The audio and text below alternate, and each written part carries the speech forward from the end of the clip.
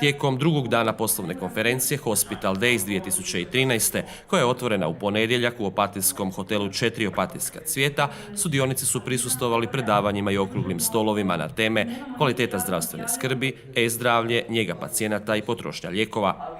Organizator konferencije, softverska tvrtka In2 Grupa, svojim BIS sustavom prisutna je u 34 bolnice, a Bionet LIS-om u 52 medicinsko-biokemijska laboratorija, što čini oko 60% hrvatskih bolničkih kapaciteta i 70% onih laboratorijskih. Iznimno sam zadovoljan ovom konferencijom. Naravno, postoje prostori za poboljšanje, ali činjenica da smo u drugoj godini konferenciji dobili potporu Ministarstva zdravlja i Hrvatskog zavoda za zdravstveno osiguranje govore da smo već prošle godine bili na pravom putu, prepoznali jedan segment tržišta u kojem djelujemo već oko 20 godina u bolničkim informacijskim sustavima i napravili konferenciju specijaliziranu za bolnice. Hospital Days 2013. posjetilo je oko 350 sudionika iz Hrvatske i regije, profesionalaca i stručnjaka s područja informatike i zdravstva. Tematski je bila jako dobra. To govorim iz razloga zato što su slični problemi i kod nas u Crnoj Gori, a i koliko imam informaciju u ostalim zemljama bivše Jugoslavije, odnosno okruženja.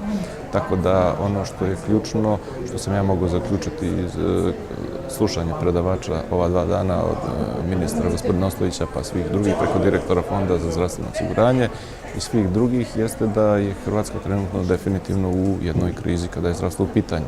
Branka Lasić, direktorica sektora za zdravstvo u In2 grupi, istaknula je nužnost dovršetka informatizacije u zdravstvu i važnost ovakvih skupova. Mi smo relativno friški u ovakvim eventima, ovo je drugi put da tako nešto organiziramo, svaki put nešto novo uvedemo, svaki put mislimo da možemo sljedeće godine nešto bolje i ja vjerujem da će i biti.